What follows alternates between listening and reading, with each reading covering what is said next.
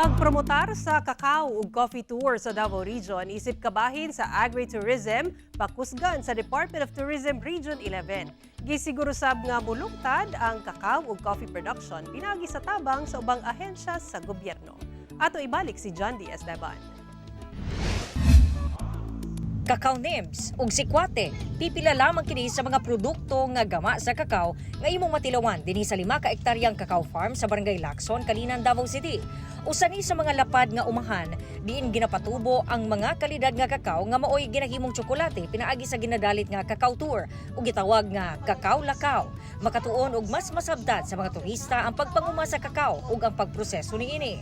Ang maong klase sa tour ug ang coffee tour ang bag-ong ginadalit nga tourism package sa Department of Tourism Davao Region alang sa mga turista nga kabahin sa pagpalambo pa sa agritourism sa Region 11. We want you to meet the farmers who grow the coffee and the cacao.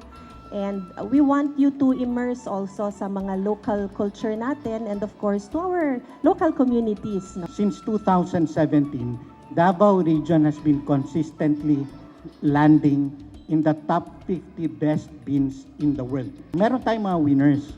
Yan ang tanong kasi is, yung pa mga kwento dito sa mga winners na ito, nabibigyan natin ng focus. And I think that concern can be best addressed with this type of activity. This will also give us more investors.